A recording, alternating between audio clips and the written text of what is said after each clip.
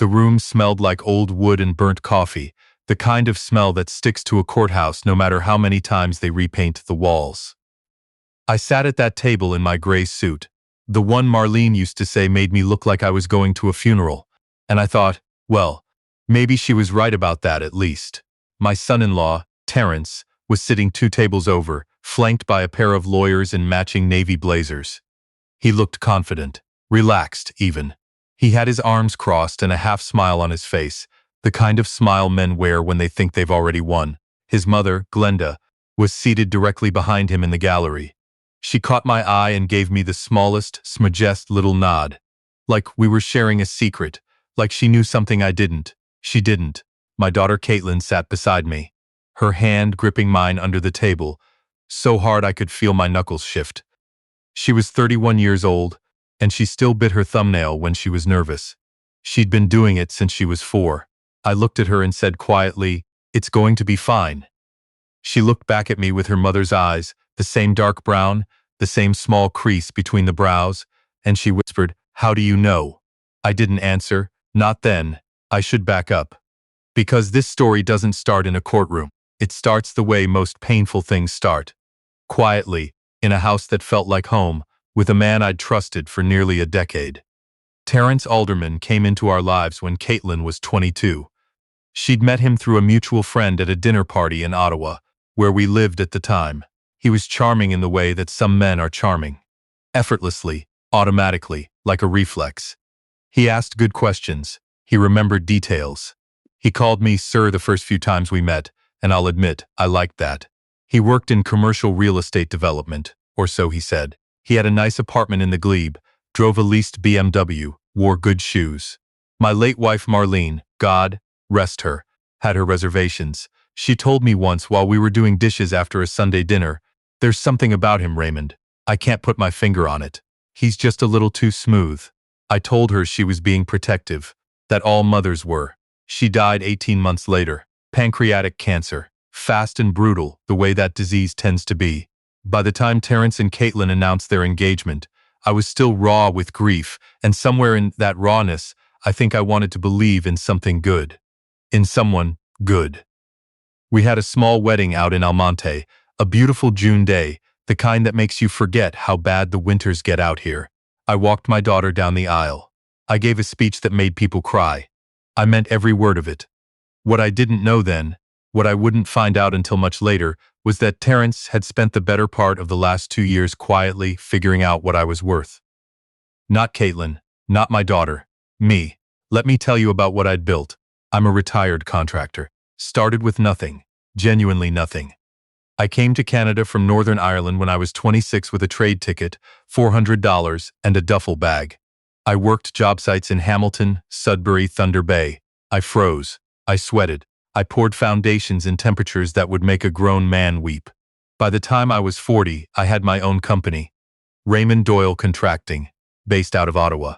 We did commercial and light industrial work, mostly in eastern Ontario and western Quebec. It was never flashy, but it was solid. We had good contracts with the city, a reliable crew, a reputation built over 25 years for coming in on time and on budget. When I retired at 63, I sold the business and the associated properties for just under $4 million. After taxes and settlement costs, I cleared roughly $2.8 million. I kept the family home, paid off, worth about $600,000. I had 2 other properties in the area, some pension income, some investments.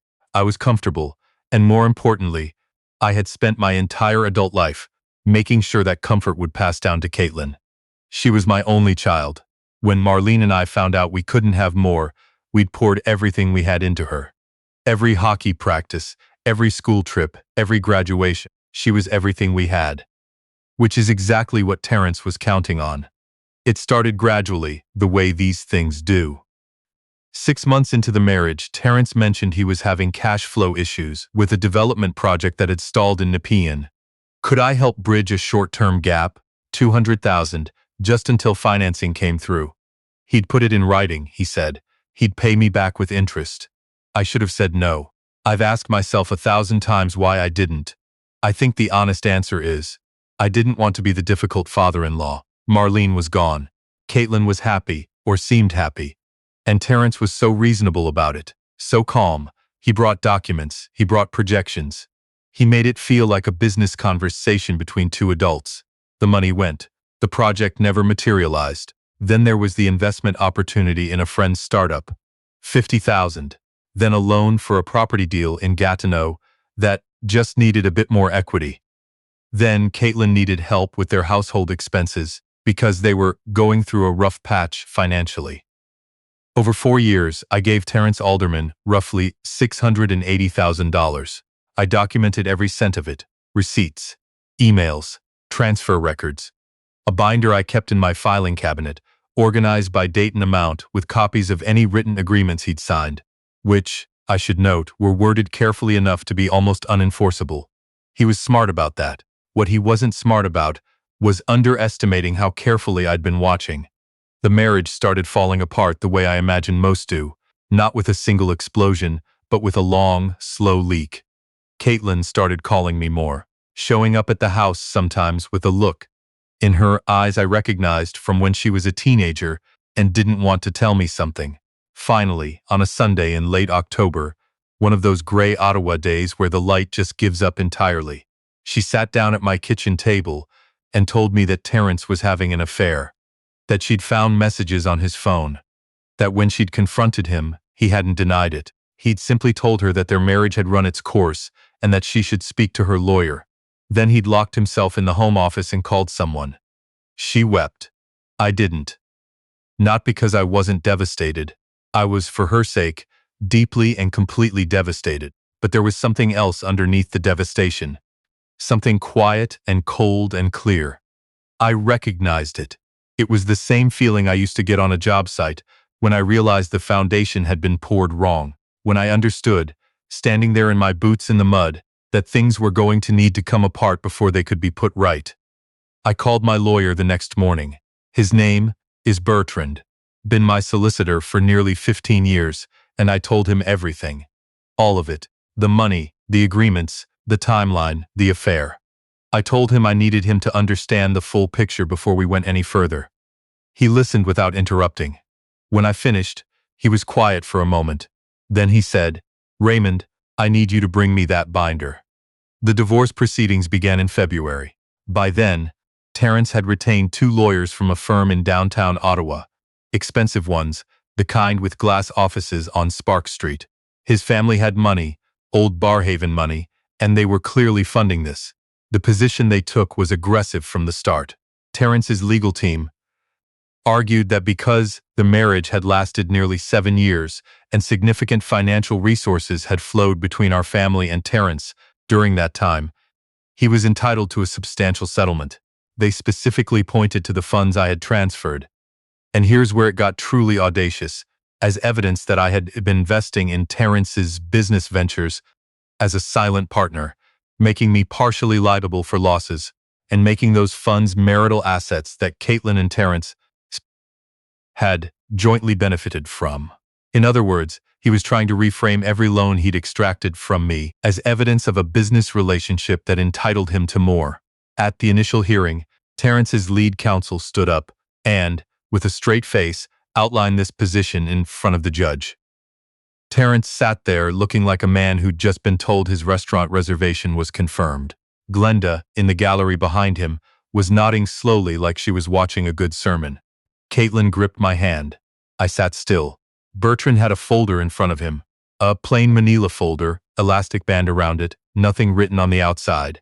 He hadn't opened it yet. He just had his hand resting on top of it, calm as anything, while the other side laid out their case. When they finished, the judge, a woman named Justice Arsenault, white-haired, sharp-eyed, with the patience of someone who had seen every possible flavor of human foolishness, asked Bertrand if he had an initial response. He said he did.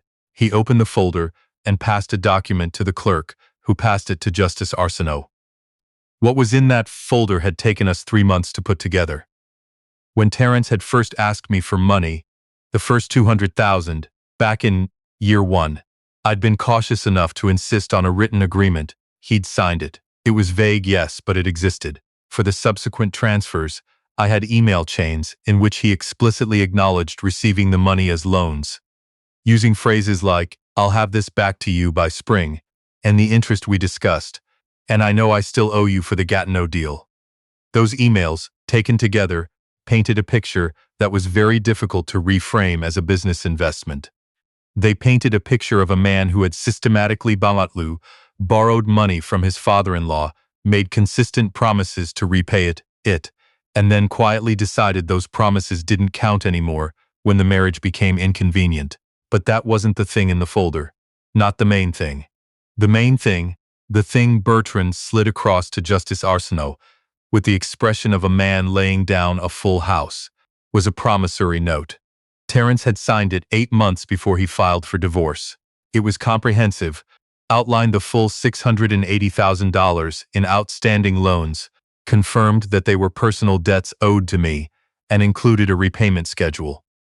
Terrence had signed it in front of a notary public in Orleans. I had the notarized original. He had signed it because, 8 months before he filed, he'd come to me asking for one more loan.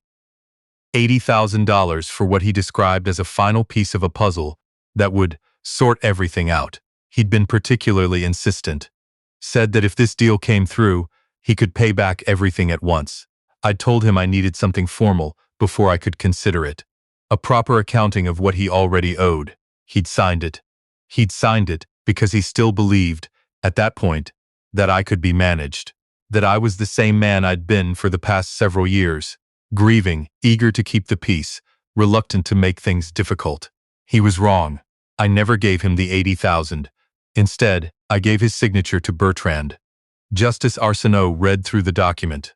She read it carefully. The way people do when they want to make sure they're seeing what they think they're seeing. Then she looked up. She asked Terrence's lead counsel, a man named Fletcher, who had been radiating confidence all morning, whether he was aware of this document. He paused, consulted briefly with his colleague, asked if he could have a moment to review. The judge gave him 5 minutes. During those 5 minutes, I didn't look at Terrence. I looked straight ahead. Caitlin was very still beside me. I could hear Glenda, behind us, whispering something sharp to a woman seated next to her. When Fletcher stood back up, something had shifted in his posture. Not dramatically. But I've spent 40 years watching people try to hold their position when the ground moves under them, and I know what that looks like. He said that his client had signed the document under duress. Justice Arsenault asked him to elaborate. He said that Mr. Alderman had felt pressured by the family dynamic, that the document was not entered into as a free and voluntary agreement. Justice Arsenault looked at him for a moment, with an expression that managed to be perfectly polite and absolutely withering at the same time. She asked slowly whether Mr. Alderman had signed the document in the presence of a notary public who had verified his identity and confirmed he was acting of his own free will. Fletcher said yes. She asked whether Mr. Alderman had initialed each page. Fletcher said yes. She asked whether Mr. Alderman had taken a copy of the document for his own records. There was a pause. Fletcher said he would need to confirm that. Bertrand, without standing up, slid a second document across to the clerk. It was a scan of a text message from Terrence to me, sent the day after the signing, that read, "Got my copy. Thanks for doing this the right way. Looking forward to getting this sorted." Justice Arsenault looked at the text message. She looked at the promissory note. She looked at Terrence. For the first time all morning, Terrence wasn't smiling. I won't pretend the process was quick after that. Family court rarely is. There were subsequent hearings, negotiations that dragged through the spring and into early summer. Fletcher pivoted. They tried different angles. They argued the original loans had been gifts. They argued the promissory note wasn't enforceable. They argued a lot of things. But the note held. A notarized promissory note, signed voluntarily, acknowledging $680,000 in outstanding personal debt, combined with years of email correspondence, confirming the loan nature of the transfers. It was not a thing that bent easily under pressure. In the end, Justice Arsenault issued her ruling on a Thursday in late June. Caitlin and Terrence's shared assets. A condo in Centertown, some joint savings, a few pieces of furniture, were split in a way that largely favored Caitlin, given the circumstances of the marriage breakdown. The affair had been documented. The financial conduct had been reviewed. Terrence was also ordered to repay the loans, structured as a debt to me, with a court-enforced repayment schedule. The full $680,000, with interest calculated from the date of the promissory note. He didn't get what he came for. Not even close. When the ruling was read, I heard Glenda make a sound behind me. A short, clipped, involuntary sound, like something had been taken from her. I didn't turn around to look. There wasn't any satisfaction in it for me. Not the way you might expect. What I felt was quieter than satisfaction. Outside on the courthouse steps, Caitlin and I stood in the June heat. That particular Ottawa heat that hits you like a wall after you've been inside all morning. She was holding her jacket over one arm, and she had her sunglasses on, and she looked tired in the way that people look when something has been sitting on them for a very long time and has only just now been set down. She asked me how long I'd had the promissory note. I told her about 8 months. She looked at me. "And you just waited?" I said I had. She asked why I hadn't told her. I thought about that for a moment. About Marlene and her instincts that I hadn't listened to. About walking Caitlin down the aisle on that June day in Almonte. About the phone call I'd made to Bertrand, and every quiet decision I'd made in the months that followed. "Because," I said, "I wanted to be sure. And because I didn't want you carrying it. You had enough." She didn't say anything for a moment. Then she said, "Mum would have loved this." And she laughed. The first real laugh I'd heard from her in months. Sharp and sudden and full, the way her mother used to laugh when something caught her off guard. I laughed too. Standing on those courthouse steps in the heat, the two of us laughing, with all of it finally behind us. I'll tell you what I think, for whatever it's worth. Terrence Alderman spent almost a decade assuming that grief made people soft, that a widowed man missing his wife, wanting to believe in his son-in-law, wanting to hold his family together, that man could be managed, could be slowly, carefully relieved of what he'd spent his life building. He was half right. Grief does something to you. It opens things up that you'd kept closed. It makes you more willing to trust, sometimes, or at least more willing to let things slide, because the fight doesn't seem worth it when you're already so tired. But the thing about building something over 40 years, a business, a family, a life, is that it teaches you patience. It teaches you to look at the foundation before you trust the structure. To wait for the right moment to fix what's wrong, rather than rushing in when you're angry and making it worse. I wasn't soft. I was just waiting. And when the moment came, when Terrence sat across from a notary public and signed his name to a document he thought was just another step in managing me, I let him. Because the best time to stop a bad foundation isn't when the walls are already up. It's before anyone else can see the crack. My Marlene knew that. She tried to tell me I should have listened sooner, but in the end I listened, and in the end, that was enough.